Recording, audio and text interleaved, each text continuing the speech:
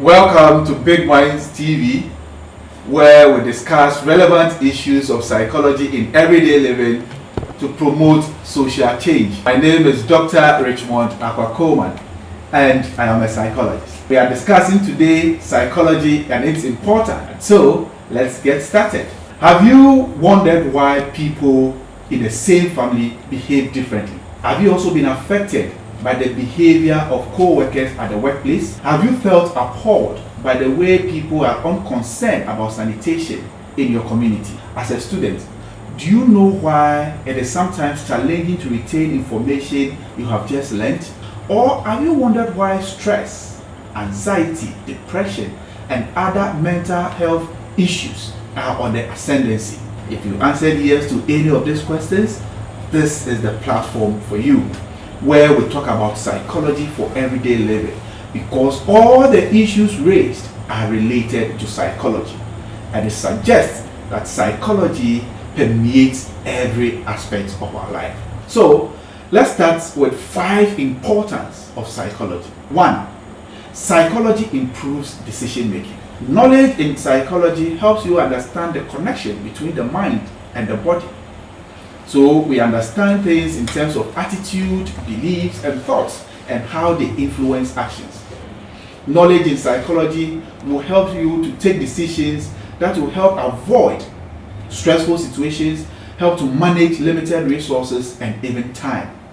When you have knowledge in psychology, you would know that within certain body states, you do not have to make certain decisions. In other words, certain body states do not augur well for good decision making. 2. Psychology is beneficial for mental health. Mental health is about our psychological, our emotional, and social well-being. It borders on how we feel, how we think, and behave towards others. Knowledge in psychology would ensure that we maintain a positive mental health. In other words, we maintain a positive feeling, a positive thoughts, and also positive behaviors all the time. Once we do that, it helps to improve our mental health, and it helps to prevent other mental illnesses. Indeed, there are some that are suffering from major mental health issues, and such people are being treated by clinical psychologists and health psychologists to ensure that their situation is normalized. 3. Psychology improves interpersonal relationships. Knowledge in psychology helps you to understand why people behave the way they behave. Once we understand people's behavior, we tend to appreciate the nuances in their behaviors, and that helps us to harmonize our relationship with them too as well. 4. Psychology builds self-confidence. Knowledge in psychology will help you to know yourself better. It will help you to understand your personality, your temperament, your weaknesses, and your strength, and this will enhance your self-esteem and help improve your social functioning and productivity at school and at the workplace. 5. Psychology promotes social change. Indeed, psychologists have developed many interventions to tackle national issues such as unemployment, poor sanitation, attitudinal change, poverty alleviation, crime prevention, and even issues in health and politics. So psychology is very important and relevant to the individual, to the organization, and to the society as a whole. What then is psychology? Because often we hear people talk about psychology in many ways, but what actually is psychology? Well, the word psychology is thousands of years old. It actually emanates from 2 Greek words, psyche and logos. Psyche meaning mind, and logos meaning knowledge or study. So put simply, psychology is the study of the mind.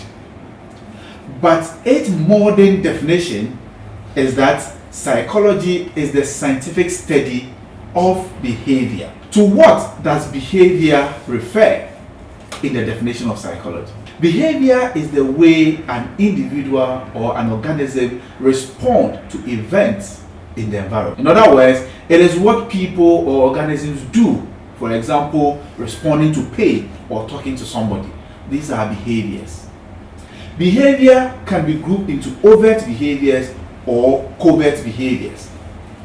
Overt behaviors are observable actions or responses that we exhibit. They may include eating, hanging out, sleeping, talking, giving out a gift, watching television, or watching this show. These are overt behaviors. Covert behaviors are private mental events such as thinking, dreaming, remembering, and other mental processes. We can also classify behavior in functional terms, and in doing so, we can talk about 4 different types of behavior. 1, we can talk about reflex behavior. A reflex behavior occurs automatically in response to a stimulus. It is a behavior that is not planned or it is not learned. For example, jumping after encountering a hot object, or salivating at the smell of food. Yes, reflex behavior are adaptive. They help us to survive, so they often occur automatically. Goal-directed behavior, on the other hand, which is the second classification, occurs when an individual has a specific need and acts in ways to satisfy that need. So goal-directed behaviors are planned behaviors. They help us to achieve our goals in life. For example, a student studying to write an exams. So that studying behavior is goal-directed because it is intended to help the student pass the exams. Or a bird who is building a nest. The nest building behavior is goal-directed because it is intended to provide shelter. Third classification is conditioned behavior.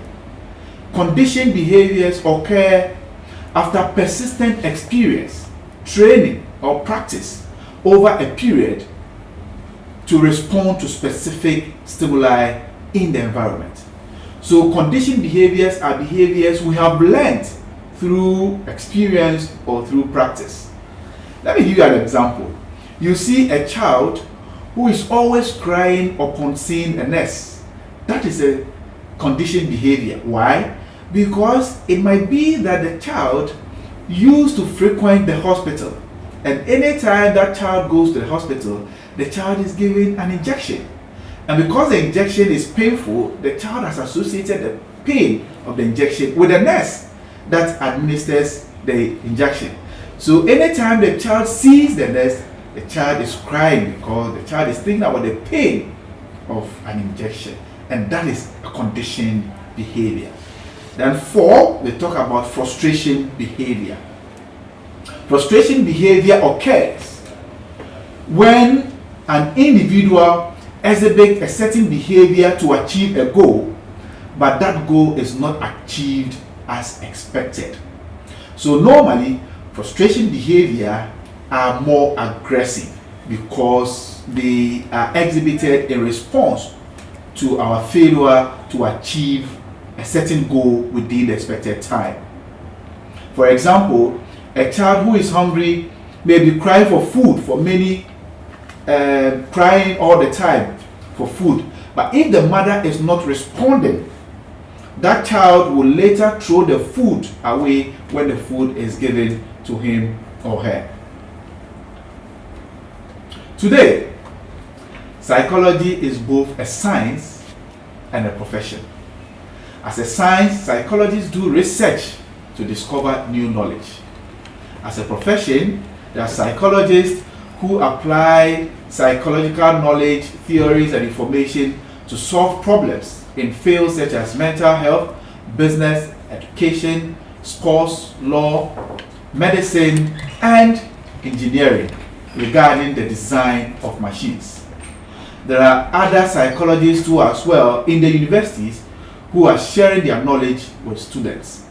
Later in our subsequent videos, we shall return to look at the profession of psychology or the applied fields of psychology. But for now, we want to thank you very much for watching this video, and we entreat you subscribe and like the video and watch out for our next video. Thank you very much and see you next time. Bye bye.